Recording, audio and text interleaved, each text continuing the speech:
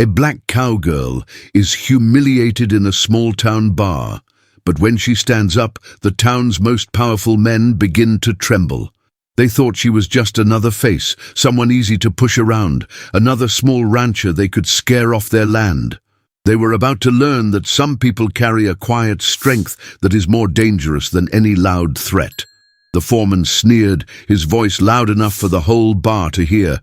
"This ain't the place for you, girl." Then he tipped his bottle and cold, stale beer cascaded over Joanna's head. The liquid dripped down her face, soaking the collar of her workshirt. She didn't flinch. She just looked at him, her eyes calm and steady. The laughter in the bar died instantly. If you believe that dignity is something worth fighting for, hit that like button, subscribe for more stories of justice, and comment your city along with the word justice below. Your support helps bring these stories to light. This was Clay County, Montana, a place carved out of rock and determination, where the sky was vast and the secrets were buried deep. Joanna Washington had come here seeking peace, taking over the small ranch her grandfather had left her. It was a patch of stubborn land, nothing like the sprawling empire of the Caldwell Cattle Company that choked the life out of everything around it. Joanna was 28 years old, strong from years of hard work, and she kept to herself. She fixed her own fences, wrangled her own cattle, and asked for help from no one. Her quiet demeanor was often mistaken for weakness. It was a mistake people only made once. The problem wasn't just the insult or the sticky beer matting her hair. The problem was what it represented. It was the latest move in a long, slow game of intimidation run by the Caldwells and their hired muscle. They wanted her land. They wanted every small rancher's land.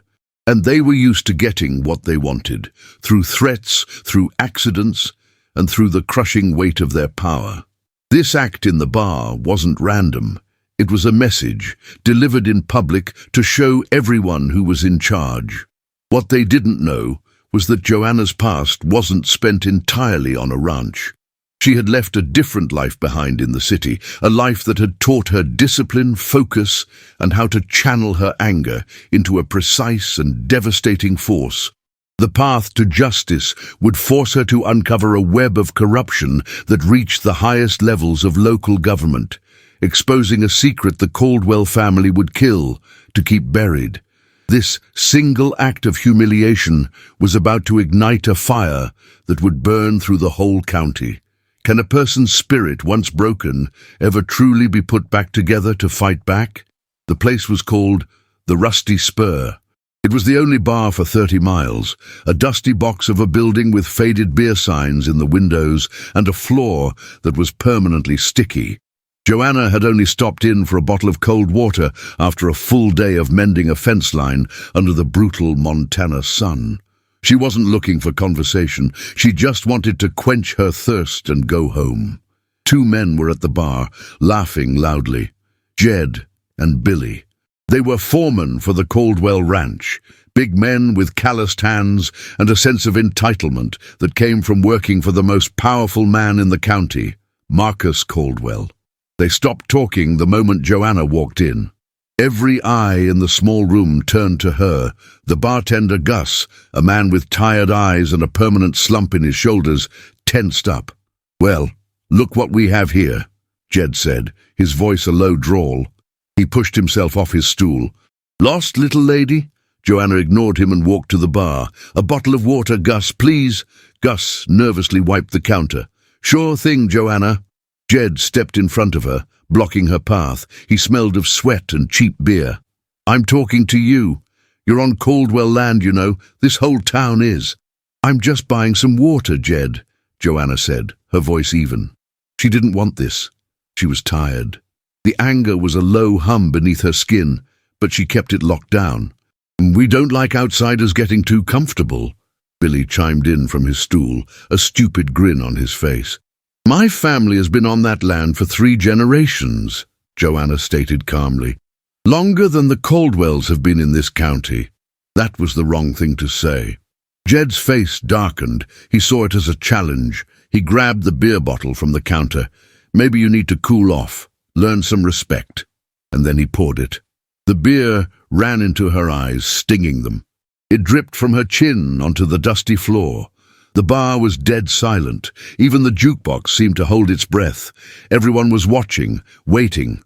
They expected her to cry, to yell, to run. She did none of those things. She slowly raised a hand and wiped the beer from her eyes. She blinked once, twice, her focus sharpening. The world seemed to slow down. She saw Jed's smug face, Billy's idiotic smile, Gus's terrified expression. She saw the fear in the eyes of the other patrons, people she knew, neighbors who were too scared to say a word. Her training took over. Breathe in, breathe out. Control the emotion. Do not let them see your anger. An uncontrolled fight is a lost fight. A public brawl would get her thrown in a cell by Sheriff Miller, another man on Caldwell's payroll. That's what they wanted. They wanted her to look like the aggressor, the unstable outsider. She turned to Gus, her voice perfectly level. "Keep the change." She placed a few dollars on the wet counter, then turned back to Jed. She looked him directly in the eye. Her gaze was so intense, so devoid of fear, that he took an involuntary step back. "You made a mistake," she said, her voice barely a whisper, yet it cut through the silence of the room like a razor. Then she turned and walked out of the rusty spur, leaving a bar full of stunned men behind her. Jed forced a laugh, trying to regain control. "See? Nothing but talk." But his laughter sounded hollow, and he couldn't shake the feeling of the cold stare she had given him. Joanna didn't go straight home. She drove her old pickup truck to a ridge overlooking the valley. She watched the lights of the massive Caldwell Ranch glitter in the distance, a sprawling testament to their greed. The peace she had come here for was a lie. There was no peace to be found, only a fight that had been waiting for her. Her grandfather had held onto their land against all odds. Now it was her turn.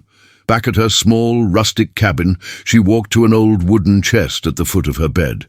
She lifted the heavy lid. Inside, wrapped in simple white cloth, was a G and a worn black karate belt.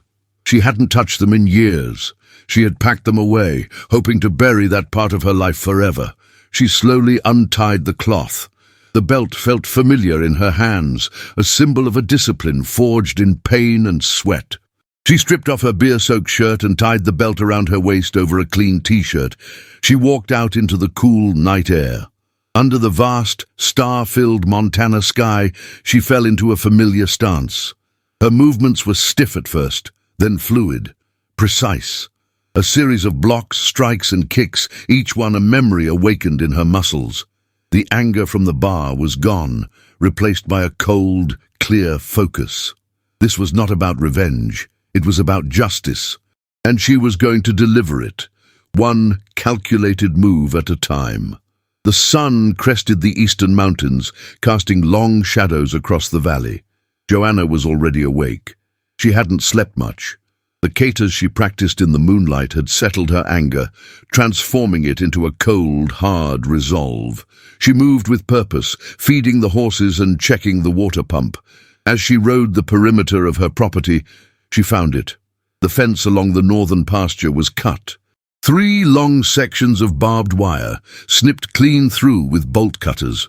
Her small herd of cattle was gone, scattered onto the vast open range that bordered Caldwell land. This was the next step, predictable.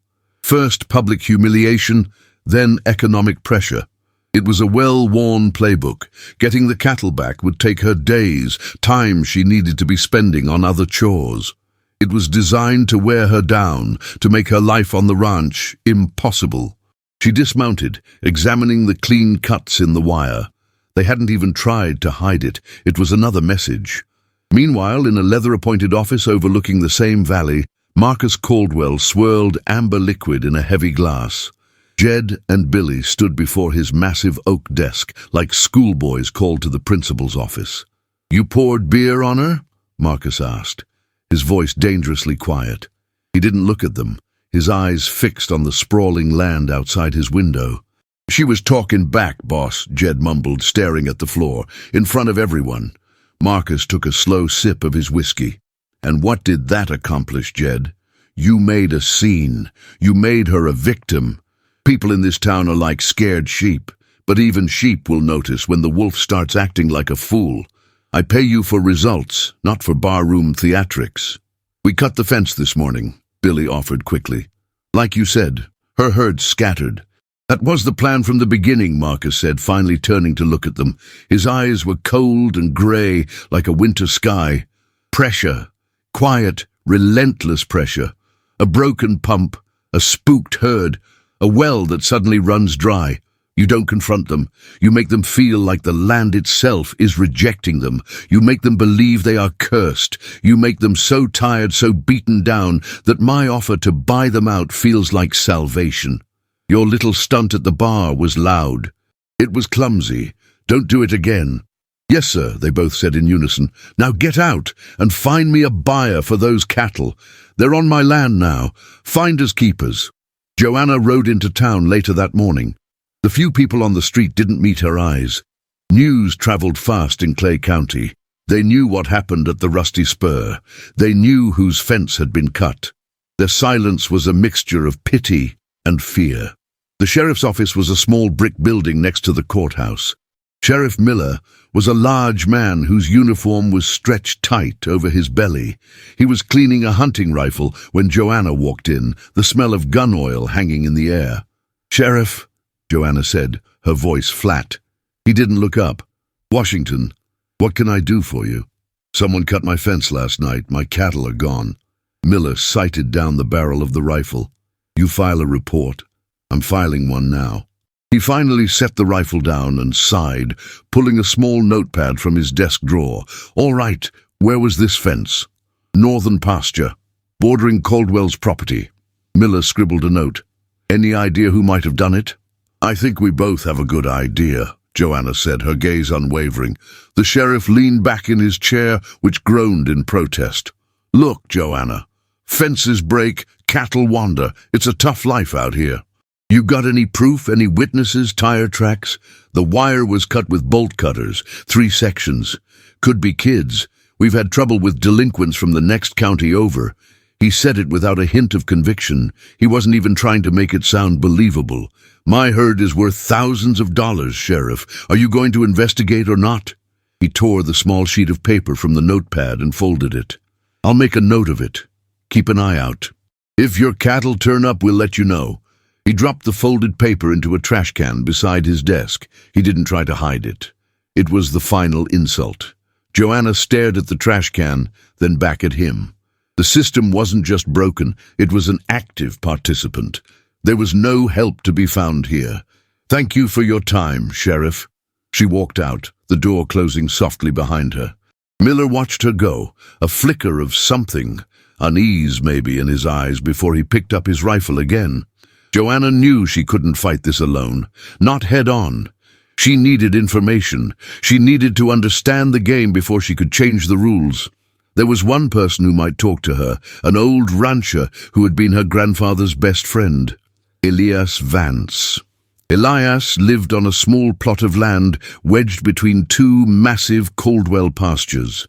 He was in his 70s, with skin like tanned leather and eyes that had seen too much.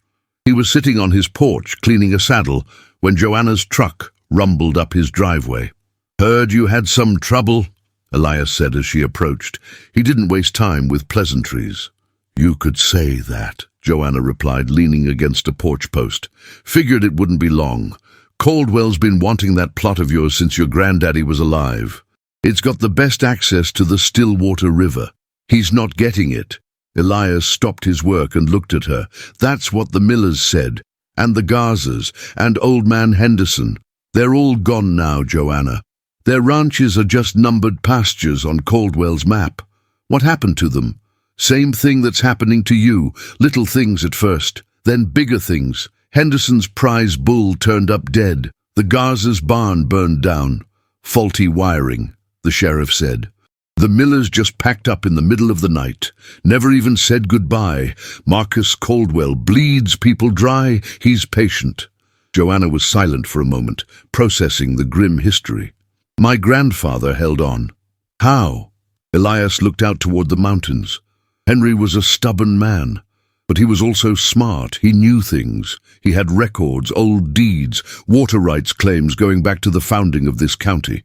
He told me once that the Caldwell's entire claim to the valley was built on a shaky foundation, a single piece of paper that could bring the whole thing down. Joanna's mind flashed to the old wooden chest in her cabin, not the one with her GI, but a larger, heavier one filled with her grandfather's papers. He had told her to never throw them out. What kind of paper? He never said exactly, Elias admitted, shaking his head. Just that it was a map. An old survey map from before Montana was even a state.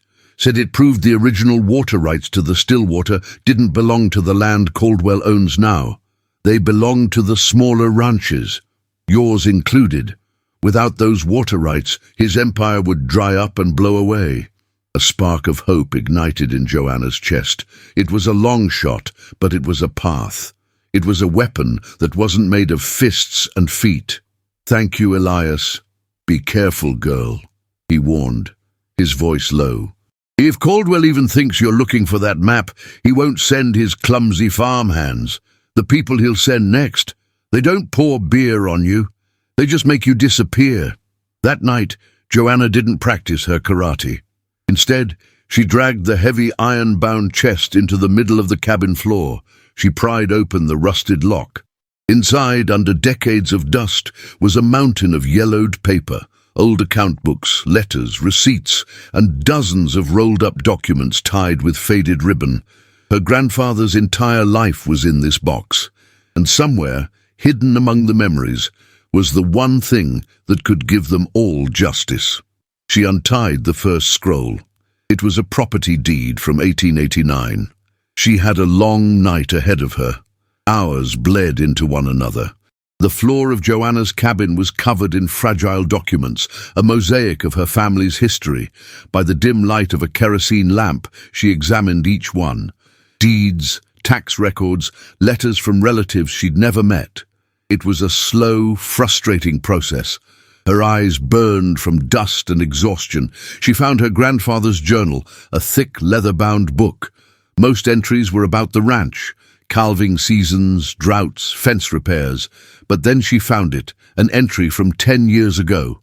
Marcus Caldwell's son came by today, young, arrogant, just like his father, made an offer.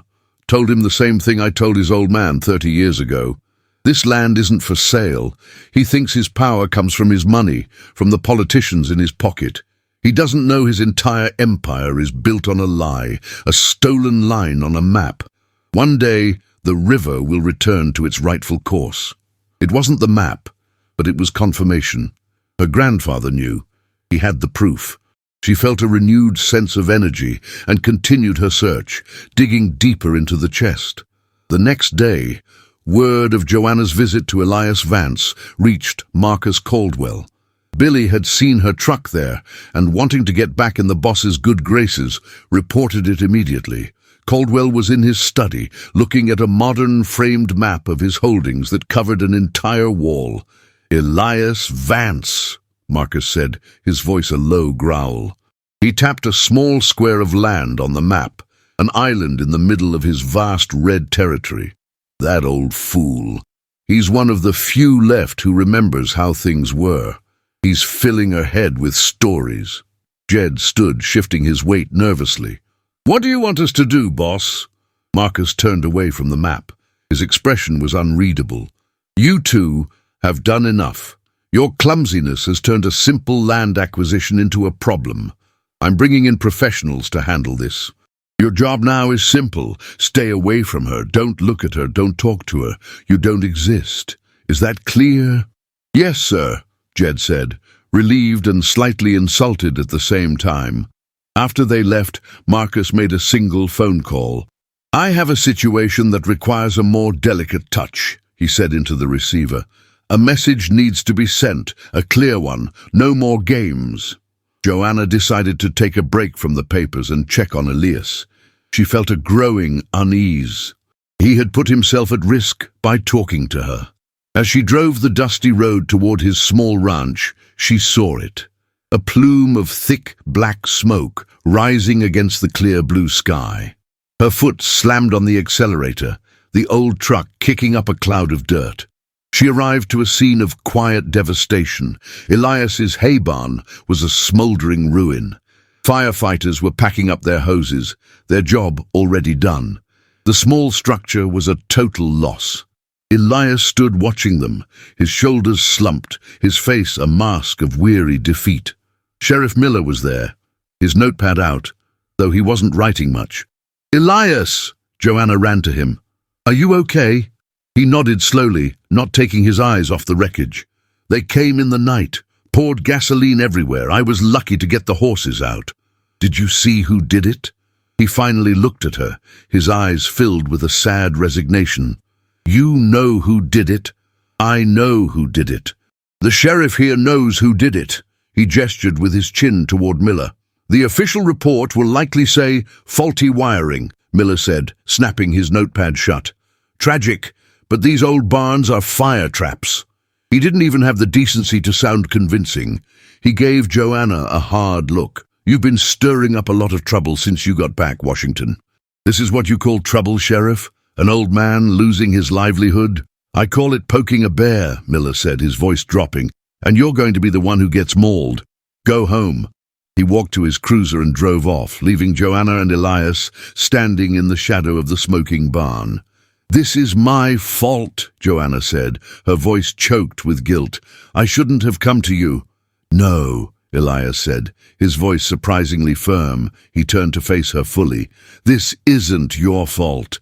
This is his. He's scared, girl. You're looking for that map, aren't you? Henry's ace in the hole. Don't you stop. Don't you dare let this stop you. This old barn can be rebuilt, but what he's done to this valley, that can't be fixed unless someone makes him pay. Now you go on. Find it."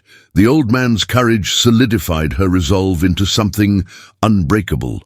She drove home, the image of the burning barn seared into her mind. This was no longer just about her land. It was about Elias and the Gazas and the Millers and everyone else Caldwell had crushed. That night she was back at the chest, working with a frantic intensity. A storm was rolling in, the wind rattling the cabin's windows. Her dog, a quiet mutt named Buster, let out a low growl from his spot by the door. Joanna froze. She listened. Over the wind, she heard the crunch of tires on her gravel driveway. Not the sound of a single car, but two. They were trying to be quiet, cutting their engines before they got too close. Buster was on his feet now, a low, rumbling growl in his chest. She moved silently, dousing the kerosene lamp. The cabin was plunged into darkness, save for the occasional flash of lightning outside. She peered through the window. Two dark figures were moving toward the cabin from opposite sides. They weren't big and clumsy like Jed and Billy. They moved with a fluid, predatory grace. Elias's warning echoed in her head. "They just make you disappear." Her heart hammered against her ribs, but her mind was clear. Fear was a luxury she couldn't afford. She grabbed the heaviest cast-iron skillet from the stove. The front door splintered, kicked open with a single powerful blow. A man stepped inside, a flashlight beam cutting through the darkness. The beam swept the room, searching for her. Joanna was pressed against the wall next to the doorway, out of sight. As he stepped past her, she swung the skillet with all her strength. It connected with the side of his head with a sickening thud. He collapsed without a sound. The second man was smarter. He didn't rush in. "Come on out," he called, his voice calm, chilling. "We just want to talk about a map." Joanna didn't answer. She crept through the dark, her bare feet making no sound on the wooden floor. A flash of lightning illuminated the room, revealing his position near the broken door. He saw her move at the same time. He lunged. He was fast, but she was faster. Her karate training wasn't for tournaments or for show. It was for this, for survival. She deflected his grab, redirecting his momentum. She struck his throat with the edge of her hand. He choked, stumbling back. He swung wildly, a fist catching her on the side of the head. Her ears rang. She ignored the pain, ducking under another swing and driving her knee hard into his midsection.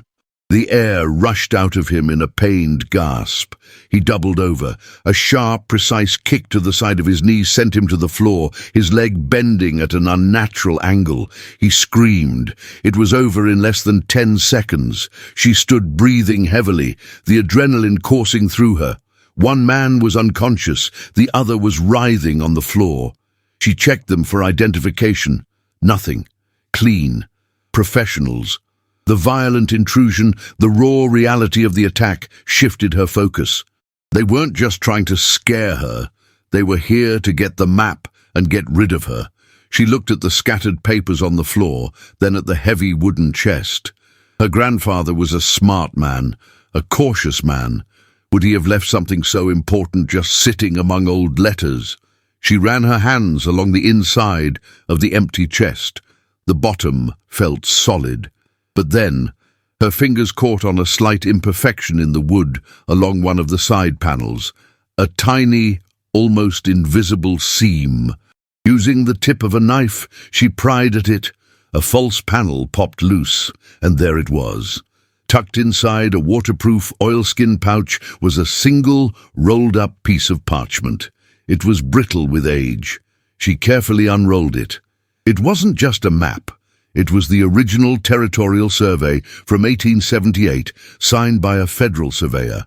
It clearly showed the Stillwater River and the corresponding water rights, and they didn't belong to the land that was now the Caldwell Ranch. They belonged to a series of smaller parcels, including the one her cabin was sitting on. She held the truth in her hands. She had the weapon. Now, she just had to figure out how to use it without getting killed. The adrenaline faded, replaced by a cold, sharp clarity. Joanna knew calling the sheriff was not an option. It would be like calling the wolves to report a problem with the sheep.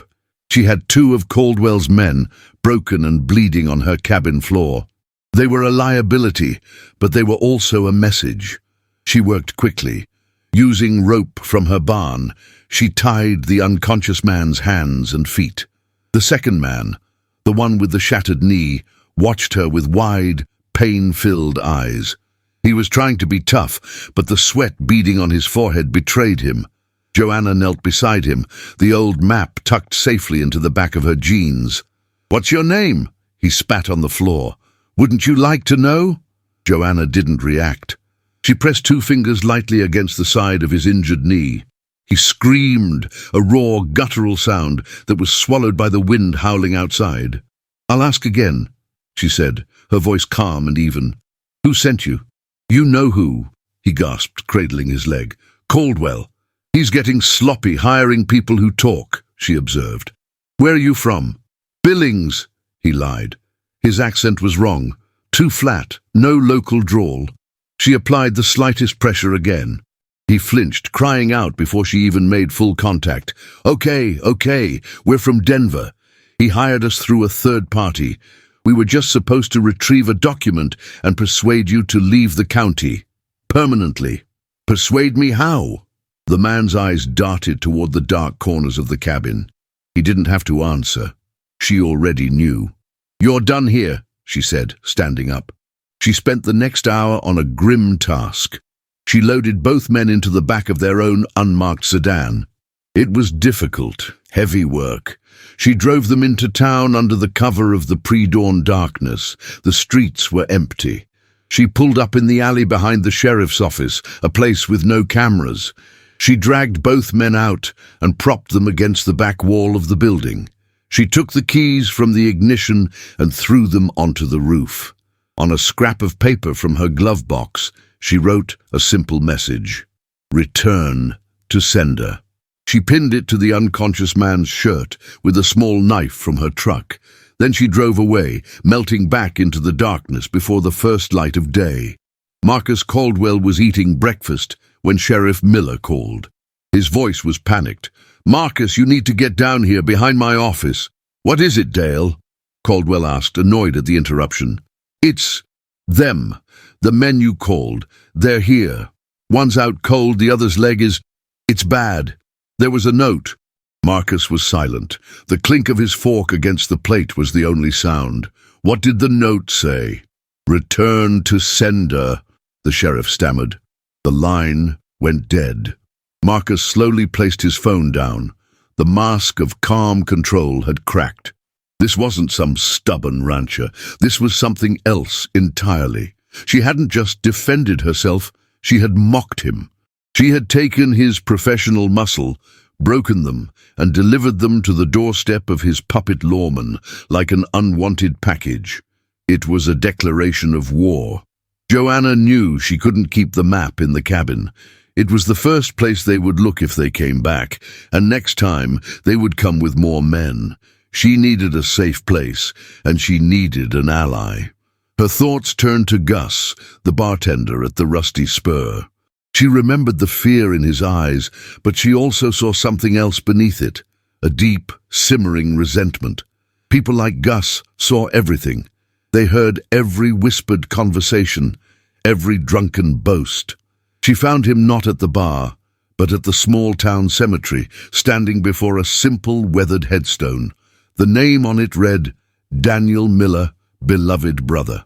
She approached quietly. Sheriff Miller's brother? Gus jumped, startled. He looked at her with wide, fearful eyes. What do you want? I saw the name. I didn't realize they were related. Half-brothers, Gus corrected, his voice bitter. Same mother, different fathers, different everything. He looked back at the grave. Danny had a small auto shop, best mechanic in the county. He refused to sell his land to Caldwell 10 years ago. Caldwell wanted it for a new access road to his northern pastures. What happened? Joanna asked softly. One night, Danny was driving home. A Caldwell cattle truck ran him off the road. Dale, he said the sheriff's name with disgust, ruled it an accident. Said Danny was drinking. He wasn't. I was with him an hour before. He was drinking coffee. Gus kicked at a loose stone. Dale got a big promotion a month later. I got my brother's debts and a headstone to visit. Caldwell got his road. The pieces clicked into place. The sheriff wasn't just on the payroll. He was complicit in his own brother's death. I have a way to hurt him, Gus, Joanna said. To hurt all of them. But I can't do it alone. I need help. Gus looked around nervously, as if the trees were listening. I can't. You saw what they did to Elias's barn. You saw what Jed did to you. I just want to be left alone. They will never leave you alone, Joanna said, her voice firm but not unkind.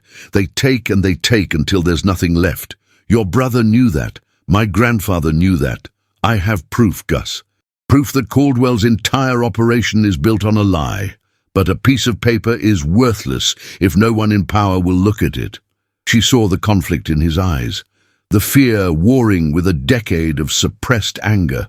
What do you need? He finally whispered. I need to get this document authenticated by someone outside of Clay County, someone the sheriff can't control. Gus thought for a long moment. I have a cousin. She works for the state land office in Helena. She's a records clerk. A nobody, really, but she hates men like Caldwell as much as I do. Maybe she could check the state archives, see if they have a copy that matches yours. It was a start. A fragile, dangerous start. Can you trust her? I trust her more than anyone in this town, Gus said. Joanna made a decision. She pulled the oilskin pouch from her jacket. I need you to send this to her. It's not safe with me. Send it by courier. Make it look like a legal parcel. Don't use your name. Gus looked at the pouch as if it were a venomous snake. Taking it was crossing a line he could never uncross. He looked from the pouch to his brother's grave, and his hand reached out and took it. I'll send it tomorrow. The next day, to keep up appearances, Joanna went to the county courthouse. She needed to know what she was up against. She walked up to the records counter. A sour-faced woman who looked like she'd been born behind the desk peered at her over her glasses. Can I help you? I'd like to see the original survey plats for the Stillwater Valley region, Joanna said, specifically from 1870 to 1880. The clerk didn't even bother to check her files. Lost, she said flatly. Lost. In the courthouse fire of 1985, all the pre-statehood records for this wing were destroyed. Tragic. She went back to her paperwork, a clear dismissal. Joanna knew there had been no courthouse fire in 1985. It was a lie. a wall built to keep people like her out. The records hadn't been lost, they had been purged. Her grandfather's map was likely the only copy of the truth left in existence. As she walked out of the courthouse, the sun momentarily blinded her. She paused on the steps, letting her eyes adjust. Across the street, a dark blue pickup truck was parked. A man she didn't recognize sat behind the wheel, staring directly at her. He wasn't trying to hide. It wasn't a threat of violence. It was a promise of surveillance. A message that she was being watched. Always. The game had changed. Caldwell wasn't sending thugs anymore. He was watching, waiting for her to make one small mistake. Days turned into a week. Joanna fell into a tense routine, acutely aware of the surveillance. The blue pickup was a constant presence, sometimes parked down the road from her ranch, other times following her at a distance when she went to town for supplies. She ignored it.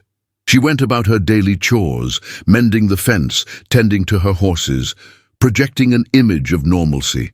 She knew they were watching for any sign of weakness, any hint that she was planning something. Her real work began after dark. Every night, she went into the small barn behind her cabin and trained. She moved through her katas with a renewed ferocity, each strike and block sharpened by the reality of the danger she was in. This wasn't about discipline anymore, it was about survival. Her quiet defiance was having an effect on the town. People started to look at her differently. The fear was still there, but it was now mixed with a sliver of respect. A rancher she barely knew left a bag of fresh vegetables on her porch. Another offered a quiet nod of encouragement at the feed store. These were small gestures, but in a town silenced by fear, they were seismic shifts. Marcus Caldwell felt this shift, and it infuriated him. He sat in his office, the delivered men long gone, nursing a growing rage. His power was built on the illusion of inevitability. He wanted people to believe that resisting him was as futile as trying to stop the seasons from changing. Joanna Washington, with her quiet resilience, was shattering that illusion. "She's making us look like fools," Marcus said to Sheriff Miller, who was standing uncomfortably in the same spot Jed and Billy had occupied a week earlier. "She walks around town like she owns the place. People are starting to talk." "What do you want me to do, Marcus?" Miller asked, his voice weary. "I can't arrest her for fixing a fence. The men you sent wouldn't press charges. They just wanted to get out of the state." "I want you to apply pressure," Caldwell snapped. "Legal pressure. Find something. Unpaid taxes, code violations on her property, anything. Bury her in paperwork. Bleed her with fines. Make her life a bureaucratic hell. Her grandfather paid his taxes 10 years in advance before he died," Miller said, rubbing his tired face. "Her property is old, but it's up to code. The man was meticulous." "Then find another way," Caldwell roared, slamming his fist on the desk. "Her cattle are still missing, aren't they? Go find them on my land. Then arrest her for trespassing and cattle rustling. My cattle." Miller's eyes widened. "Marcus, that's a serious charge. We can't just—" "Yes, we can." Caldwell cut him off, his voice dropping to a menacing whisper. "You have your orders, Dale. Don't make me remind you of how much you owe me, or how your brother's accident could be reinvestigated by people who aren't on my payroll." The threat hung in the air, thick and suffocating. Miller's face went pale. He nodded once, a jerky, defeated motion, and walked out of the office. A few days later, a payphone rang in the rusty spur. Gus answered it. He listened for a moment, his face impassive, then hung up. That night, when Joanna came in for her customary bottle of water, he slipped a small, folded note into her hand, along with her change. She read it in the privacy of her truck. The message was short. "Helena found it. It's real. State archives have a sealed copy. It's a perfect match." Joanna felt a surge of triumph so powerful it almost took her breath away. It was real. The proof was undeniable and, more importantly, there was another copy, safe in a state facility. Her grandfather's map wasn't just a myth, it was the key. But the note continued, and the second part chilled her to the bone. Cousin says someone else made an inquiry about the same archive box last week. A private investigator from Billings, hired by a law firm that works for Caldwell. They knew, or at least they suspected. Her trip to the courthouse had tipped them off. Caldwell wasn't just watching her, he was retracing her grandfather's steps, trying to find and destroy any proof that might exist. The time for quiet waiting was over. She had to force his hand. She had to create a situation so public, so undeniable, that the truth couldn't be buried again. Her opportunity came 2 days later at the annual Clay County Livestock Auction. It was the biggest event of the year, a time when ranchers from all over the region gathered to buy and sell. Marcus Caldwell was always there, holding court like a king, reinforcing his dominance. Joanna arrived early. She saw her cattle, the ones that had been lost, penned near the main auction ring. They had been rebranded with the Caldwell C mark, a fresh raw wound on their hides. Jed and Billy were standing nearby, looking smug. The auction began. When the auctioneer started the bidding on her stolen herd, Joanna stepped forward. She walked directly into the center of the dusty ring, holding up a hand to stop the proceedings. A hush fell over the crowd. "There seems to be a mistake," Joanna said, her voice clear and strong, amplified by the sudden silence. "These cattle are not for sale." Marcus Caldwell, sitting in the front row of the bleachers, stood up slowly. A cold, dangerous smile touched his lips. "Is that so? And why is that, Ms. Washington?" "Because they're mine," Joanna said, turning to face him. "They were stolen from my land 2 weeks ago, after your men cut my fence." A gasp rippled through the crowd. No one had ever publicly accused Marcus Caldwell of anything. Jed stepped forward. "Now hold on a minute. These are Caldwell cattle. We found them wandering on our property." "You found them after you cut my fence," Joanna repeated, not taking her eyes off Marcus. Caldwell chuckled, a dry, humorless sound. "Those are serious accusations. Do you have any proof?" "As a matter of fact, I do," Joanna said. She pulled a small stack of photographs from her pocket. Pictures she had taken of her cattle before they were stolen, clearly showing their original brands and unique markings. She held them up for everyone to see. "Those pictures don't prove anything," Caldwell said dismissively. "Cattle look alike." "Then maybe this will," Joanna said, her voice rising. "I also have proof that your entire ranch, this empire you've built on the sweat and ruin of your neighbors, is based on a fraudulent land claim."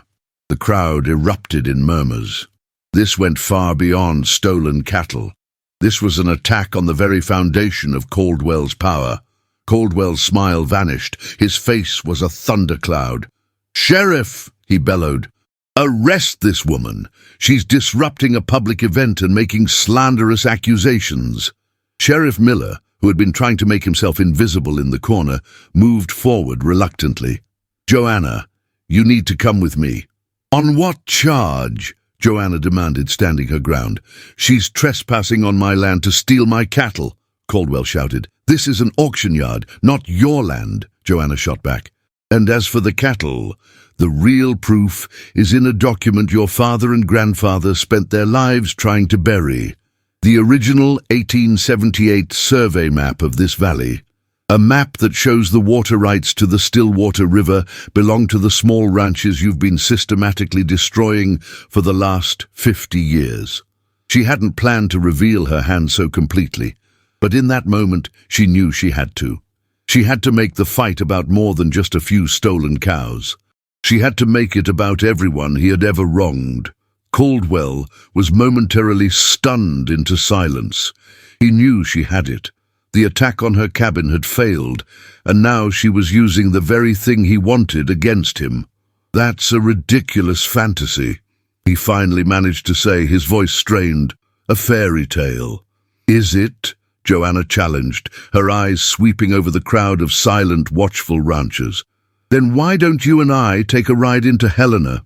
We can visit the state land office together. I'm sure they'd be very interested in comparing the official copy in their archives with the one I have. Unless, of course, you have something to hide." checkmate. She had laid the trap, and he had walked right into it. He couldn't deny it without looking guilty. He couldn't accept the challenge without being exposed. For the first time in his life, Marcus Caldwell was cornered, and everyone in Clay County was there to see it. The silence in the auction yard was absolute. Every rancher, every farmhand, every person who had ever felt the weight of Marcus Caldwell's power was holding their breath. They were watching a titan teeter on the edge of a cliff. Caldwell's face was a mask of pure fury, his complexion turning a deep, blotchy red. The public humiliation was a poison he had never tasted before. "Sheriff!" Caldwell's voice was low and shaking with rage. "I gave you an order. Do your job. Arrest her for cattle rustling." Sheriff Miller took a step toward Joanna, his hand hovering uncertainly over his sidearm. The crowd shifted, a low murmur of protest rippling through them. They had all seen the fresh brands on the cattle. They knew, before Miller could act. A new voice cut through the tension. "On what grounds, Sheriff?" Elias Vance stepped out from the crowd, his old body straight and defiant. He stood a few feet from Joanna, a silent, unwavering ally. "You have no probable cause. You have a woman claiming her stolen property and a man who refuses to answer a direct question about a public document. Arresting her would be an abuse of your authority." Another rancher, a man named Henderson, whose father had been one of Caldwell's first victims, stepped forward. "Elias is right. We want to hear the answer. What about the map, Caldwell?" The dam of fear was breaking. One by one, others in the crowd found their voices, their questions layering on top of one another. "What about the Garza's barn? What happened to the Millers? Let's see the map." Caldwell's eyes darted around, seeing the faces of the people he had terrorized for decades, now looking at him not with fear, but with open accusation. He had lost control. He pointed a trembling finger at Joanna. "She assaulted my men. They came to my office, beaten half to death." "Your men?" Joanna's voice was cold and clear. "The ones who broke down my door in the middle of the night? The ones you sent to persuade me? I have a broken door and a dozen bruises that say it was self-defense. By all means, Sheriff, let's add that to the official investigation." Sheriff Miller was trapped. The entire town was his witness. To arrest Joanna now would be to declare himself nothing more than Caldwell's hired thug. To refuse would be to defy the man who owned him. He made his choice, a pathetic attempt at a middle ground. "Joanna, I'm taking you in for questioning. Regarding the disturbance," he said, his voice weak. He wouldn't make eye contact with anyone. "Fine," Joanna said, turning and holding her hands out. "I have nothing to hide." Her compliance was a more powerful move than any resistance. It painted her as the reasonable one, the victim of a corrupt system. As Miller placed the cuffs on her wrists, a collective sigh of disgust went through the crowd. They watched as she was led away, her head held high. Marcus Caldwell stood alone in the center of the ring, the victor of the battle, but the clear loser of the war for public opinion. He stormed away without another word, leaving the unsold, stolen cattle as a monument to his public disgrace. The jail cell was small, cold, and smelled of disinfectant and despair. Joanna sat on the thin mattress, the events of the day replaying in her mind. She had crossed the Rubicon. There was no going back to a quiet life now, but for the first time since arriving in Clay County, she didn't feel alone. She had seen the faces in the crowd. She had heard their voices. A few hours later, Sheriff Miller appeared at her cell door. He looked older, more stooped than he had that morning. "You have a visitor," he said gruffly. He unlocked the door and led her to the small visitation room. Gus was sitting there looking pale and nervous. "Are you all right?" he asked as soon as Miller left them alone. "I'm fine," Joanna said. "What's happening out there?" "It's all anyone is talking about," Gus said, a hint of excitement in his voice. "Caldwell locked himself up in his mansion. Elias is rallying the other small ranchers. He's getting them to write down everything Caldwell ever did to them, every threat, every accident. He's creating a record. Good, Joanna said. That's good. There's more, Gus continued, leaning forward. After you were arrested, I called my cousin in Helena again. I told her what happened. She's making an official copy of the map and sending it, along with a certified letter of authentication, to a lawyer in Bozeman, a man named Peterson, who specializes in land and water rights cases. He's good, and he hates corporate bullies. Joanna felt a wave of relief. The pieces were moving, even while she was locked away. How are we paying for a lawyer like that? Gus looked down at his hands. I'm selling the bar. Elias is putting up his land as collateral. Henderson and the others are pooling whatever they have. It's not just your fight anymore, Joanna. Everyone's all in. The weight of their sacrifice, their trust in her, settled on her shoulders. It wasn't a burden, but an anchor. Meanwhile, Marcus Caldwell was in his office, pacing like a caged animal. The surveillance on Joanna had been a failure. The physical intimidation had been a disaster. The public confrontation had been a catastrophe. He picked up the phone and dialed the number for the private investigator in Billings. The copy of the map in the state archive, Caldwell said, his voice a low growl. I need it gone. An accident, a fire, a flood. I don't care how you do it. Just make it disappear. And I want it done tonight. He hung up before the investigator could reply.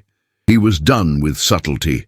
He would burn the whole system down to protect his legacy. The next morning, a well-dressed man in his 50s walked into the sheriff's office. He carried a leather briefcase and had the weary, intelligent eyes of a man who had seen his share of small-town corruption. I'm Arthur Peterson, he announced to Sheriff Miller. I'm here to see my client, Miss Joanna Washington. Miller's face fell. He had hoped this would all blow over. A lawyer from Bozeman meant state-level attention. It meant reporters. It meant his comfortable, corrupt world was about to be put under a microscope. 20 minutes later, Joanna was released. Her personal effects were returned to her. As she stepped out of the station and into the bright morning sun, she saw them. A small crowd of about 30 people was gathered across the street. Elias, Gus, Henderson, the families of the Garzas and the Millers. They weren't cheering or shouting. They were just standing there watching, their presence a silent testament of support. When they saw her, they didn't clap. They just nodded. It was a language she understood perfectly. Peterson, the lawyer, stood beside her. That map is a powerful tool, Ms. Washington, but it's only the beginning. Caldwell will have a team of high-priced lawyers who will try to tie this up in court for years, claiming historical precedent, arguing technicalities. They will try to bankrupt you and everyone who supports you. So what's our next move? Joanna asked, her eyes on the crowd of new allies. The map gives us leverage over the water rights, which is the heart of his operation, Peterson explained. But your testimony and the testimony of everyone in this town gives us something more. We're not just filing a civil suit for the land. We're petitioning the state's attorney general for a full-scale investigation into Marcus Caldwell and the Clay County Sheriff's Department for racketeering, conspiracy, and extortion. We're going to burn his kingdom to the ground, legally. Joanna looked at the faces across the street, people who had lived in fear for so long. Then she looked at the mountains that framed the valley, the land her family had worked for generations. The fight had started with a bottle of beer and a moment of humiliation. It had grown into a battle for her ranch. Now, it was a war for the soul of the entire county. Let's get to work, she said. The weeks that followed were a whirlwind of legal maneuvering and quiet tension. Peterson filed the petitions, and the state took notice. Investigators from the Attorney General's office, stone-faced men and women in dark suits, became a common sight in Clay County. They interviewed Joanna, Elias, Gus, and dozens of others. They took sworn statements about burned barns, dead livestock, and families who fled in the night. For the first time, the stories that had been whispered in hushed tones were being entered into the official record. Caldwell responded by unleashing his legal team. They filed motions to dismiss, countersuits for defamation, and endless requests for discovery, trying to bury Peterson and the townspeople under a mountain of paper. But the community, buoyed by Joanna's courage, held firm. Elias's small cabin became an unofficial headquarters where people gathered to share information, offer support, and help Peterson's team sort through decades of informal records and memories. Joanna found her role shifting. She was no longer just a rancher fighting for her land. She was the unwilling leader of a movement. People looked to her for strength, for guidance. It was a responsibility she never wanted, but one she couldn't refuse. She spent her days meeting with Peterson and the investigators, and her nights helping her neighbors prepare for their own interviews, calming their fears and reminding them of what they were fighting for. The constant pressure took a toll. The blue pickup was gone, but the feeling of being watched remained. Caldwell's men were subtler now, but no less present. Jed and Billy were seen driving the back roads at night, their headlights sweeping across the properties of those who had given statements. It was a silent, constant threat. One evening, exhausted after a long day of legal prep, Joanna was in her barn, practicing her katas. The familiar movements were a refuge, a way to center herself, but her focus was gone. Her mind was filled with legal jargon, with the pained faces of her neighbors, with the constant grinding stress of the fight. Her form was sloppy, her breathing ragged. She missed a block, stumbling. Frustration boiled over. With a cry of rage, she spun and kicked a stack of hay bales, sending them scattering across the floor. She sank to the ground, her head in her hands, the fight finally catching up to her. She wasn't a lawyer or a leader. She was just a woman who wanted to be left alone on her grandfather's land. The sheer scale of what she had started, the lives that were now entwined with her own, felt like a crushing weight. Tough day? She looked up. Elias was standing in the doorway of the barn, his expression gentle. "You could say that," she said. Wiping a tear of frustration from her eye, he walked over and sat down on a hay bale beside her. "Henry used to do the same thing," he said, a faint smile on his lips. "When the pressure got to him, he'd come out here and beat up an old punching bag he had hanging from that beam. Said it was better than beating up the people who deserved it." Joanna managed a weak smile. "I don't feel like I know what I'm doing, Elias. I'm a rancher, not a general." "You know how to stand your ground," Elias said. "That's all a general needs to know. You're showing people that it's possible. You've given them their courage back. That's more than any lawyer could do." He paused, his gaze becoming serious. "But this part of the fight, it's not one with fists, it's one with patience. Caldwell is a cornered animal, and cornered animals are the most dangerous. Don't let your anger make you reckless." His words hit home. Her training had taught her to control her anger, to channel it into precise, effective action. But the long, drawn-out legal battle was a different kind of fight, one that required endurance over explosive force. She had let the stress cloud her judgment, had forgotten the core principle of her discipline. Inner peace is the foundation of outer strength. "You're right," she said, taking a deep breath and letting it out slowly. "Thank you, Elias." "Don't thank me," he said, getting to his feet. "Just don't give up. None of us can afford for you to give up." The next day, a package arrived for Peterson from Gus's cousin in Helena. It contained the certified copy of the map, but there was also a note. It was short and alarming. "There was a small fire in the records annex last night. Sprinklers contained it. They're calling it an electrical fault. But it started right next to the archive box with the original map. The box is now listed as damaged and under review. Access is restricted indefinitely." Peterson read the note, his face grim. He tried to destroy it. Caldwell's man in Billings tried to burn the evidence. "But you have the certified copy," Joanna said.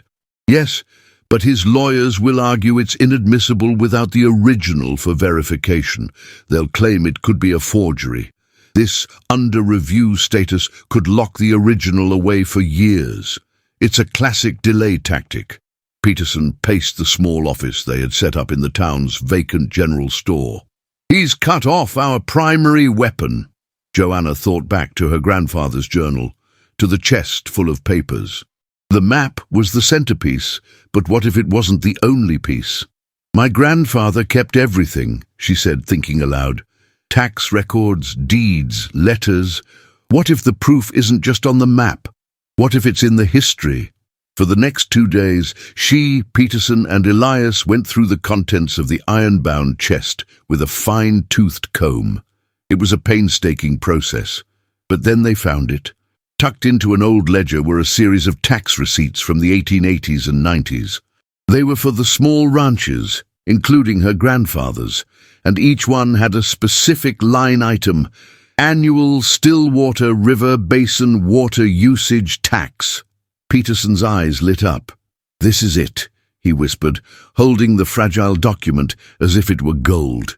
"This is a government record of taxation based on the water rights established by that map. You can't tax someone for something they don't have a legal right to. These receipts are official county recognition of those original water rights." But there was more. They found a letter dated 1952 from Marcus Caldwell's father, Angus Caldwell, to Joanna's grandfather. It was an offer to buy the ranch, and in it, Angus wrote, "I am prepared to offer you a generous sum, far above market value, in exchange for your property and its associated water rights to the Stillwater."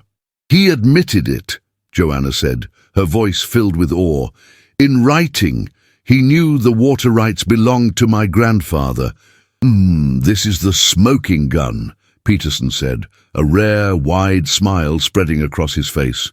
"The map tells us where the lines are drawn. But these documents, they tell a story of conspiracy and fraud that spans 3 generations. We don't need the original map anymore. We have the whole damn story right here." The balance of power had shifted again. Caldwell, in his attempt to destroy the primary evidence, had forced them to find something even more powerful: a paper trail of his family's guilt. The legal battle was far from over, but for the first time Joanna could see a clear path to victory. Her personal fight for dignity had unearthed the truth for an entire community. She had found her focus again, not in the explosive power of a single strike, but in the relentless, patient pursuit of justice. With the discovery of the tax records and the letter, Peterson's legal strategy became laser-focused. He amended the petition to the Attorney General, attaching certified copies of the new evidence. The reaction from the state was swift and decisive. The slow-moving investigation kicked into high gear. A grand jury was convened in Helena, and subpoenas were issued. The first to fall was Sheriff Miller. Faced with state investigators who knew all about his brother's accident and a grand jury indictment for obstruction of justice and conspiracy, his loyalty to Caldwell evaporated. He agreed to testify in exchange for a plea deal. His confession detailed years of covering up Caldwell's crimes, from falsifying accident reports to intimidating witnesses. He told them everything he knew, painting a damning picture of a county run as a private criminal enterprise. The news of Miller's cooperation sent a shockwave through the Caldwell ranch. Jed and Billy, realizing they were about to be the next scapegoats, panicked. One night, Billy showed up drunk at the Rusty Spur. Gus, who was in the process of selling the bar but was still working behind the counter, served him a whiskey. "He's gonna throw us to the wolves," Billy slurred, his eyes wide with fear. Miller sang, "And now Caldwell's lawyers are saying me and Jed acted on our own, said we were just disgruntled employees." Gus just polished a glass, his expression neutral. "Is that so?" "We did everything he told us to." Billy's voice rose, attracting the attention of the few other patrons in the bar. "Cut the fence, spooked the herds, the fire at the old man's place, all of it. It was all him. He told us to do it." Gus slid a small digital voice recorder, which had been running under the bar, a few inches to the left to ensure it caught every word. He had been waiting for this moment. He knew one of them would eventually break. The next day, That recording was in the hands of the Attorney General's investigators. Arrest warrants were issued for Jed and Billy on charges of arson and destruction of property. Faced with Billy's recorded confession, they both turned on Caldwell, adding their own sworn testimony to the mountain of evidence piling up against him. Marcus Caldwell was a man besieged. His allies were abandoning him, his hired muscle was testifying against him, and the legal walls were closing in from all sides. His lawyers, once confident and arrogant, were now advising him to seek a settlement. "A settlement?" Caldwell roared during a conference call. "You want me to surrender, to give that woman my land?" "Mr. Caldwell," his lead attorney said, his voice strained, "we are no longer talking about just your land. We are talking about keeping you out of a federal prison. The state is building a RICO case. They have the sheriff, your foreman, and a paper trail that goes back 70 years. This is no longer a civil dispute. This is a criminal conspiracy case, and you are at the center of it." Caldwell slammed the phone down, the reality of his situation finally sinking in.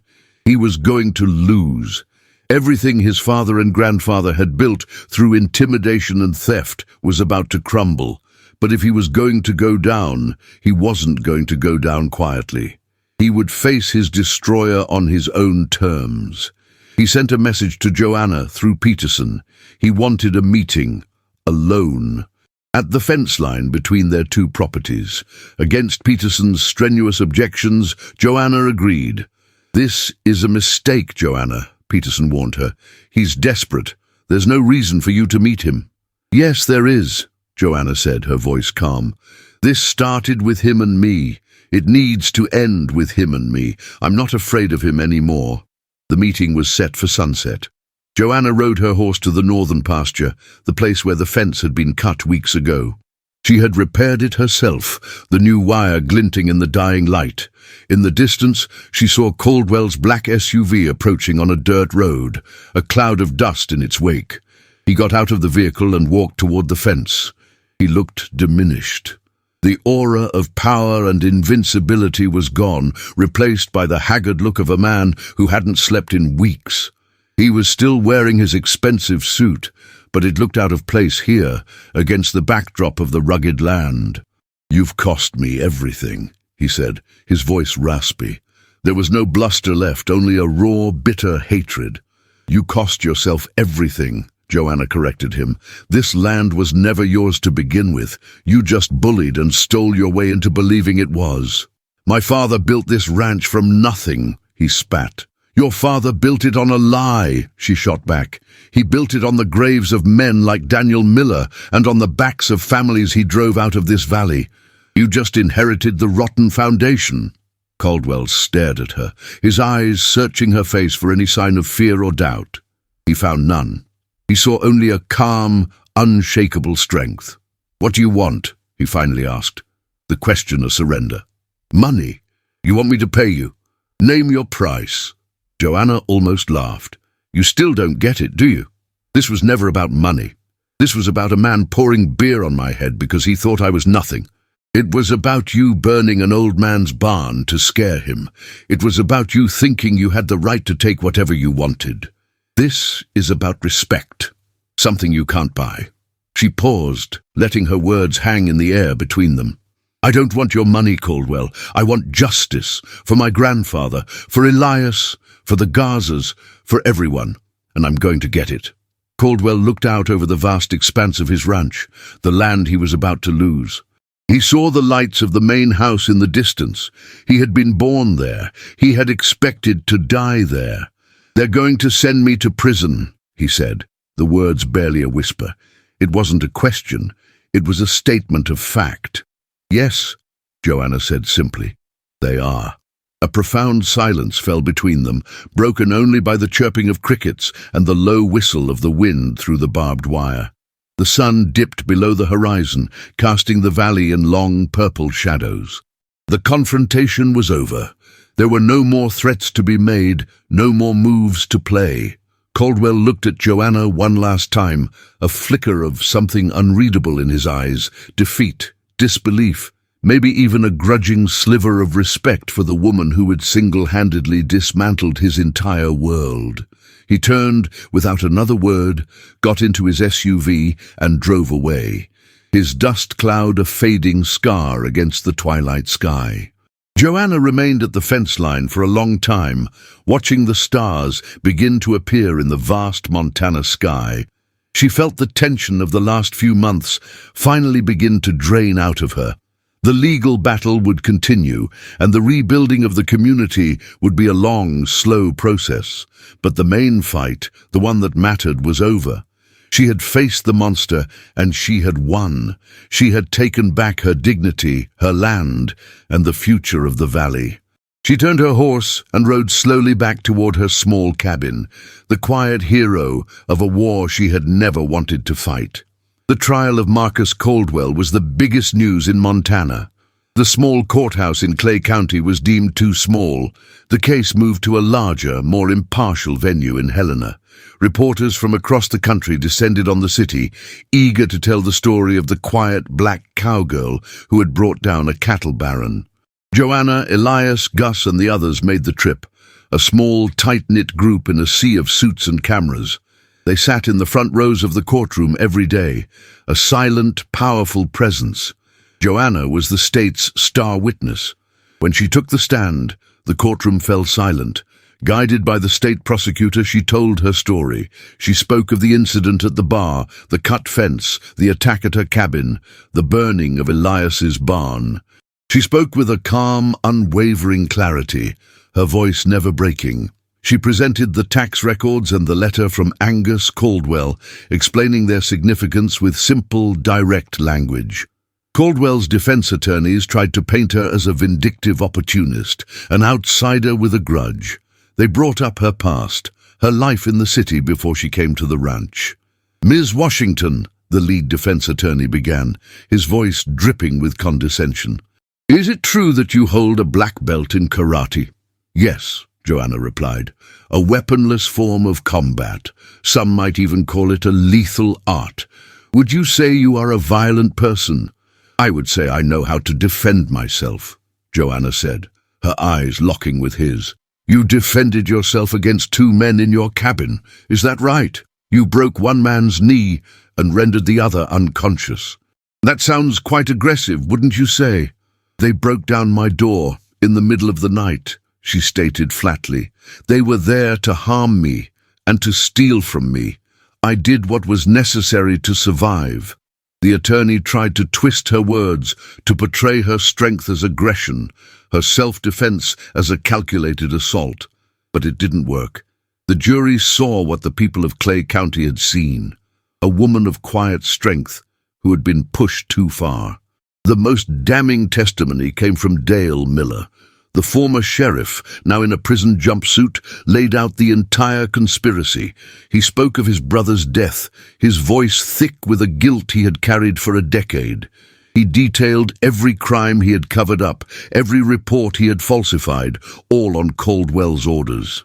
He looked directly at Marcus Caldwell, his former master, and for the first time, he did not flinch. The trial lasted 2 weeks. The jury deliberated for less than 6 hours. The verdict came back on a cold, grey afternoon. Joanna and her friends sat in the front row, their hands clasped together. The foreman of the jury, a stern-faced woman, stood up and cleared her throat. "On the charge of racketeering, we the jury find the defendant, Marcus Caldwell, guilty." A gasp went through the courtroom. "On the charge of conspiracy to commit arson, we find the defendant guilty. On the charge of witness tampering, we find the defendant guilty. On the charge of extortion, we find the defendant guilty." The list went on. Guilty on all counts. Marcus Caldwell showed no emotion. He simply stared straight ahead as his life's work, his family's legacy, was formally and irrevocably destroyed. He was led out of the courtroom in handcuffs, no longer a king, just another convicted felon. Outside the courthouse, a media circus was waiting. Joanna, Peterson, and the others were mobbed by reporters shouting questions. Peterson made a brief statement, praising the justice system and the courage of the witnesses, but all eyes were on Joanna. A reporter pushed a microphone in her face. "Ms. Washington, how does it feel? You've brought down one of the most powerful men in the state." Joanna looked at the cameras, then at the faces of her friends standing beside her. Elias, with tears of vindication in his eyes. Gus, who looked like a great weight had been lifted from his shoulders. She thought of her grandfather and of the quiet dignity he had fought to maintain all his life. "It feels," she said, her voice steady, "like justice. This was never just about me. It was about a community that refused to be silenced any longer. The real victory belongs to them." She didn't take any more questions. She and her friends pushed through the crowd and walked away, leaving the noise and the spectacle behind them. They didn't need the validation of the media. They had each other. The sentencing happened a month later. Marcus Caldwell was sentenced to 25 years to life in a federal penitentiary. The Caldwell Cattle Company was broken up by the state, its assets seized to pay restitution to the families it had victimized for decades. The fraudulent land claims were nullified. The water rights were restored to their rightful owners. The families who had been driven out were contacted. Some, whose lives were now elsewhere, took the financial settlements.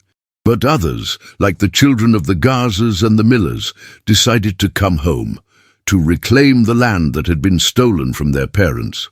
Clay County began to heal. A new sheriff was appointed by the state, a woman with a reputation for integrity. The town started to breathe again. The suffocating blanket of fear finally lifted. Joanna returned to her ranch. The quiet life she had sought was finally within her grasp. Her stolen cattle had been returned. The seasons changed. She fixed her fences, tended her herd, and felt a sense of peace she hadn't known since she was a child. One afternoon, she was out riding the northern fence line, the place where she had faced Caldwell for the last time. She saw a figure on the horizon riding toward her. It was Elias. He rode up alongside her, and for a while they just sat on their horses, looking out over the valley. The vast pastures that had once been Caldwell land were now being divided, returned to the small ranches. "Looks different, doesn't it?" Elias said. "It looks right," Joanna replied. "The Henderson boy is coming back," Elias said, "going to restart his family's ranch. And Gus, he decided not to sell the bar after all. He's renaming it The Water's Right." Joanna smiled, a genuine, warm smile. "That's good to hear." "What about you?" Elias asked, looking at her. "You're the hero of this whole story. You could go anywhere, do anything." Joanna looked at her small cabin in the distance, at the horses grazing peacefully in her pasture. She thought of the karate gi packed away in its chest. She had proven that she could fight, that she could win. But the victory wasn't in the fight itself. It was in the peace that came after. "I'm already where I belong," she said. "This is my home." The humiliation she had suffered in that dusty bar felt like a lifetime ago. It had been an act of aggression meant to break her spirit. Instead, it had awakened a strength she didn't know she possessed. It had forged her into the protector of a community, the restorer of justice. The beer they poured on her had put out a small flame of anger, but it had ignited a wildfire of truth that had cleansed the entire valley. And in the quiet aftermath, she had finally found her peace. 6 months passed. The harsh Montana winter had come and gone, and the valley was awakening to the promise of spring. The changes in Clay County were palpable. Elias's new barn, built with the help of a dozen neighbors, stood proud and strong. Gus's bar, now officially The Water's Right, was a lively hub of conversation and community, no longer a den of fear. The Henderson family had returned, their laughter echoing across pastures that had been silent for a generation. The state had put the massive Caldwell mansion and its immediate surrounding land up for auction, a final symbolic dismantling of the fallen empire. Justice had been served, and peace had followed. Joanna had settled into the quiet rhythm of the life she'd always wanted. The media had moved on, and she was once again just a rancher. Her days were filled with the simple, satisfying work of mending fences, tending her growing herd, and enjoying the vast, open sky. The black belt and the life it represented were once again packed away in the wooden chest, a closed chapter. Then the letter arrived. It was a single, thin envelope with a federal prison return address. Her name was written on the front, in sharp, angry script. Her hands were steady as she opened it. The letter inside was a single page, written by Marcus Caldwell. It did not ask for forgiveness or express remorse. It was a testament of pure, undiluted hate. It read, "You think you won. You took my land, my name, my freedom. But a legacy is more than just land and money. It's an idea, and ideas can't be locked in a cage. You haven't won. You've just inherited the board. My pieces are still in play. You will never know peace on that land. Not now, not ever." A cold knot formed in Joanna's stomach. It wasn't a direct threat, but it was something worse, a promise, a curse. Peterson had assured her that Caldwell's assets were frozen, his connections severed. He was a powerless man in a box, but the letter felt like a ghost rattling its chains. She tried to dismiss it, to tell herself it was just the final, pathetic act of a defeated man. She burned the letter, but she couldn't burn the unease it left behind. A week later, her unease turned to terror. A frantic call came from Gus just after sundown. His voice was choked with panic. "Joanna, it's Elias. Someone attacked him at his ranch. An ambulance is on the way." Joanna didn't ask questions. She threw on her boots, grabbed the keys to her truck, and tore down the gravel road, her mind racing. "My pieces are still in play." The words echoed in her head. This wasn't a random act. It was a message. She arrived at Elias's ranch to a scene of controlled chaos. The new sheriff, a capable woman named Captain Ava Rostova, was already there, her deputies securing the area. The ambulance was just pulling away, its lights flashing silently. "How is he?" Joanna demanded, running up to Rostova. "He's alive," Rostova said, her face grim. "Beaten badly, broken arm, couple of cracked ribs. He's tough. He said there were 3 of them. They didn't take anything. They just asked where you were." Joanna's blood ran cold. "This was about me. They used him to draw me out." Rostova nodded. "That's what I figured. They cut his phone line before they went in. Gus only knew to call because Elias was late for their weekly checkers game. We have deputies sweeping the area, but these guys are professionals. They'll be long gone." Joanna looked around at the dark, empty fields surrounding the ranch. Long gone, or waiting. Her karate training had taught her to see the patterns in a fight, to anticipate an opponent's next move. This wasn't over. This was the opening move. They hadn't found her at Elias's, so they would come looking for her at the one place they knew she would be, her home. "I have to go," Joanna said, turning back to her truck. "Whoa, hold on," Rostova said, putting a hand on her arm. "You're the target. You're coming back to town with me where it's safe." "They won't stop until they finish the job, Captain," Joanna said, her voice hard as steel. "Caldwell paid them for a result. Hiding won't change that. They'll just find another way, hurt someone else. This ends tonight, at my home, on my terms." Rostova saw the look in her eyes, the same resolve the jury had seen, and knew it was pointless to argue. "I'll follow you. My deputies and I will be right behind you. We'll set up a perimeter." "No," Joanna said firmly. "They're professionals. They'll be watching the road. They'll see your cars coming a mile away and vanish. Give me a 10-minute head start. Come in dark, no lights, no sirens. Let them think I'm coming home alone. Let them think I'm walking into their trap." It was a crazy risk, but Rostova understood the tactical logic. She nodded reluctantly. 10 minutes. Don't be a hero, Washington." Joanna drove home, her knuckles white on the steering wheel. The fear was there, a cold, sharp thing. But beneath it her mind was working, calculating. The part of her she had tried to bury was now wide awake. She wasn't a victim anymore. She was a hunter. She parked the truck as usual and walked toward the cabin, the lights off. The night was eerily quiet. She knew they were watching. She could feel their eyes on her.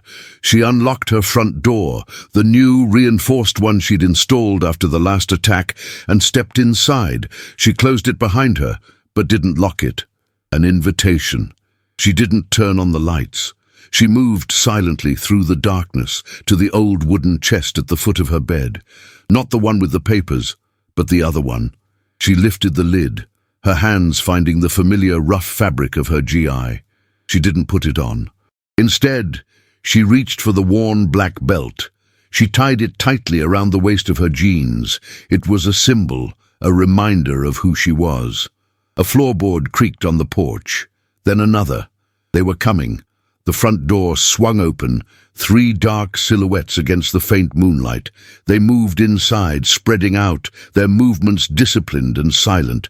They were not the clumsy thugs from before. These were the real professionals. One of them found the light switch. The cabin was flooded with light. They saw her standing in the middle of the room, waiting. For a split second, they were surprised. Their leader, a tall man with cold, dead eyes, recovered first. "Caldwell sends his regards," he said, pulling a long hunting knife from a sheath on his belt. The other 2 fanned out, one armed with a tire iron, the other with a heavy chain. "He should have sent more of you," Joanna said, her voice perfectly calm as she settled into a low, ready stance. The man with the tire iron rushed her. He swung for her head. She didn't retreat. She moved in, under the arc of the swing. Her right hand deflected the blow, her left hand striking his elbow joint with a sharp, percussive crack. He screamed as his arm bent backward. A side kick to his knee sent him crashing to the floor. The man with the chain swung it in a wide, whistling arc. Joanna sidestepped, the chain sparking as it hit the stone of the fireplace. As he drew it back, she closed the distance. 3 rapid strikes to the throat, the solar plexus, the temple. He crumpled like a puppet with its strings cut. It had taken less than 5 seconds. Now it was just the leader. He looked at his fallen men, then back at Joanna. The surprise in his eyes was replaced by a cold, professional assessment. He had underestimated his target. He lunged, the knife a silver blur. This was a different kind of fight. He was skilled, he was fast, he was lethal. The knife sliced through the air, forcing her to give ground. She parried, blocked, dodged. The blade nicked her arm, a thin line of fire. She ignored the pain. She needed an opening, one single mistake. He feinted high, then thrust low, aiming for her stomach. It was the mistake she was waiting for. She dropped, sweeping his legs out from under him. He hit the floor hard, the knife skittering away across the wood. Before he could recover, she was on him. The fight was over. She stood, breathing heavily, the adrenaline singing in her veins. The cabin was a wreck. 2 men were unconscious, one was groaning on the floor. It was then that she heard the sirens, growing closer. Rostova had kept her word. When the captain and her deputies burst in, they found Joanna standing over the 3 defeated men, a bloody cut on her arm, the black belt still tied around her waist. She looked at Rostova, her eyes clear and calm. "Caldwell's last pieces," she said. "They're off the board now." This time the victory wasn't in a courtroom. It was here, in the home she had defended with her own 2 hands. The legal battle had taken back the land, but this final, brutal fight had taken back her peace. The last ghost of Marcus Caldwell had been exorcised not by a judge or a jury, but by the quiet cowgirl he had tried to break. The aftermath in the cabin was a blur of official procedure. Captain Rostova's deputies processed the scene with quiet efficiency, while a paramedic stitched the clean slice on Joanna's arm. The 3 would-be assassins, now hooded and shackled, were led away into the night. Their professional silence was broken. The leader, facing a lifetime in prison for attacking Elias and the attempted murder of Joanna, made a deal.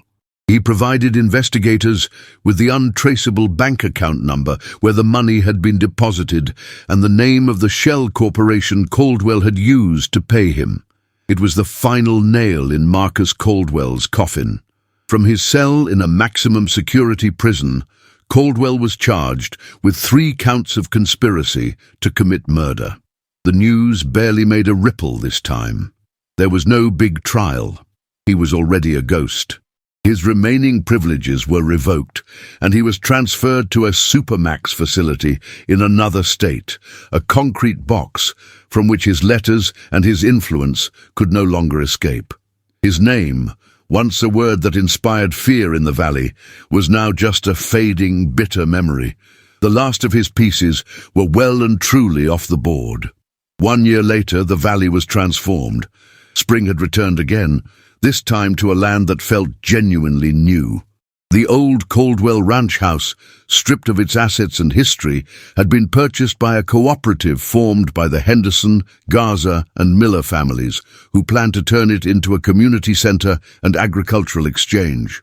The land itself was being worked by those who had a right to it, their cattle grazing on pastures that were finally legally their own.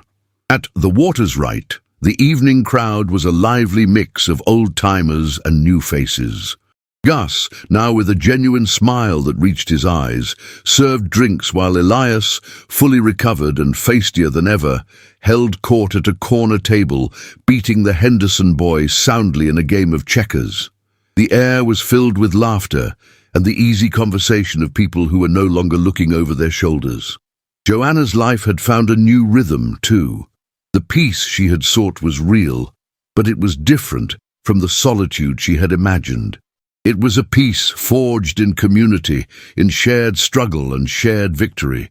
On Saturday afternoons, her barn was no longer just a place for her own private training. The hay bales were pushed to the sides, and the dusty floor was covered with worn mats. Here, she taught. Her students were a small, dedicated group, the Henderson kids, a few teenagers from town, even Gus, who claimed it was good for his back. She wasn't teaching them to be fighters. She was teaching them discipline, confidence, and control. She taught them how to stand their ground, how to breathe through their fear, and how to find the quiet center of strength within themselves. She was giving them the tools that had saved her, not as weapons, but as a foundation for a resilient life. One afternoon, Elias stopped by, leaning against the barn door and watching, as Joanna patiently corrected a young girl's stance. "Never figured you for a teacher," he said, after the kids had been dismissed, running off with whoops of laughter. "Neither did I," Joanna admitted, wiping sweat from her forehead. She untied the black belt from her waist and coiled it neatly. "It just, felt like the right thing to do. All that training, all that discipline. It felt wrong to keep it locked in a chest." "You came here looking for peace and quiet," Elias observed, his eyes crinkling at the corners. "Instead, you got a war and a bunch of noisy neighbors." Joanna looked out at the valley, at the smoke rising from the chimneys of nearby ranches. "I found something better than quiet," she said. "I found a home." Later that evening, as the sun began to set, she saddled her horse and rode out to the ridge overlooking the valley.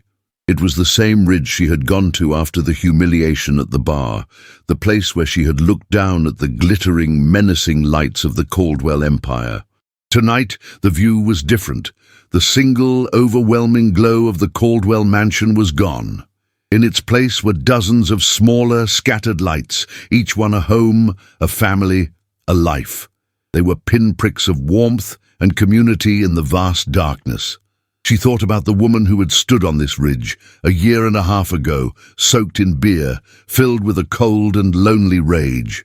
She'd come here to escape a past defined by a fight. She hadn't known that her future would be defined by one too, but this fight had been different. This one had not been for survival, but for justice. It had not left her broken, but had made her whole. The cool evening air washed over her. The fight was over. The ghosts were gone. She was no longer just Henry Washington's granddaughter or the woman from the city with a dangerous past. She was Joanna, a rancher, a teacher, a neighbor. A black belt, not of karate, but of character, forged in the fires of injustice and cooled in the waters of a community reborn.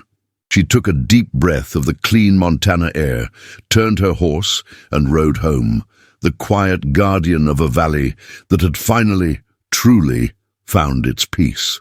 The story of Joanna Washington became a quiet legend in Clay County, a tale told not in headlines anymore, but around campfires and over beers at the water's right. It was a story about justice, about the quiet strength it takes to stand up to power, and about how one person's dignity, when defended, can become the shield for an entire community. Joanna's act of defiance in the face of humiliation didn't just spark a legal battle. It reminded a valley full of forgotten people that their voices mattered, that their land was worth fighting for, and that true power isn't measured by the acreage you own, but by the conviction you hold in your heart. She proved that a single act of disrespect, when met with unwavering resolve, can unravel a generational legacy of corruption. The beer they poured on her head was meant to wash away her pride, but instead, it washed away the fear that had held the valley captive for 50 years. The bullies saw her as an easy mark, an isolated woman they could intimidate.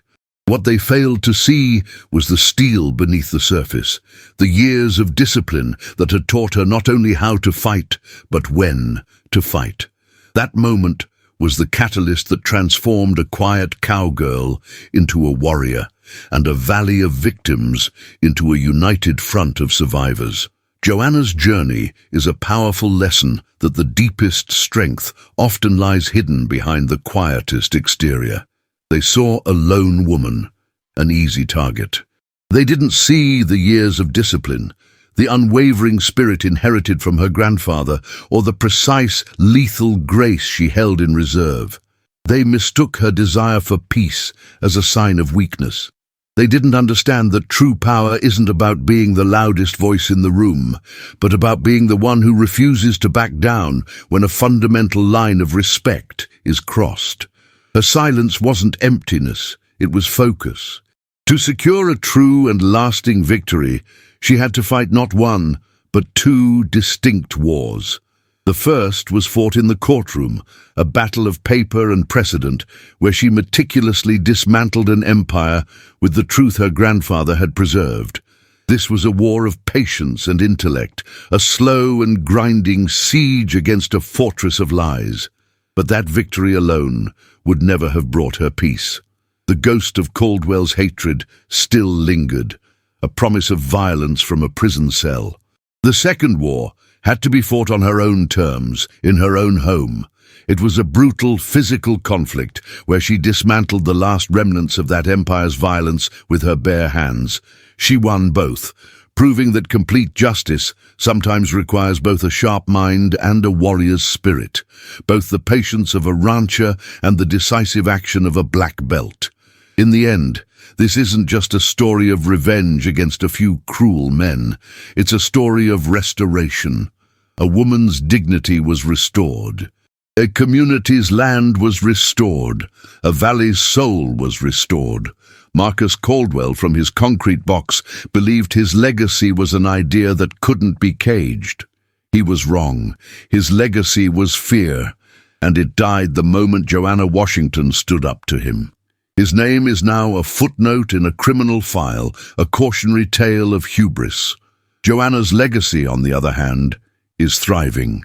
It lives in the laughter of the Henderson children as they run across their reclaimed pastures. It lives in the confident way neighbors now help each other rebuild, knowing their work won't be stolen. And it lives in the focused quiet of the barn on Saturday afternoons, where a new generation is learning not just how to block and strike, but how to stand tall, how to respect themselves, and how to protect their community.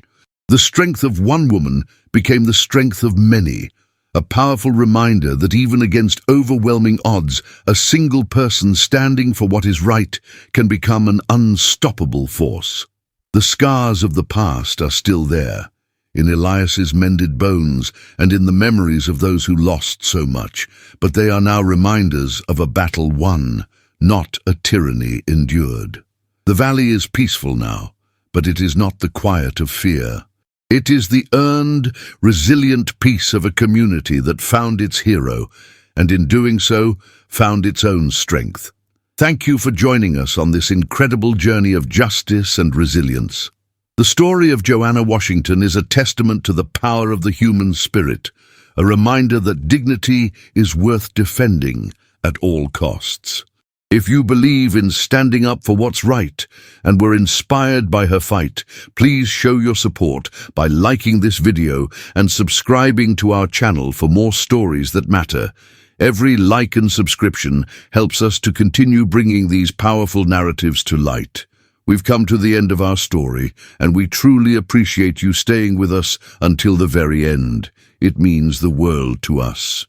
To let us know you made it, and to join the community of dedicated viewers, comment "I watched until the end" down below. Your engagement helps our channel more than you know. And don't go just yet. There are more amazing stories waiting for you. We've handpicked another video we think you'll love. Click on the video you see on your screen now for another tale of justice and unforgettable characters.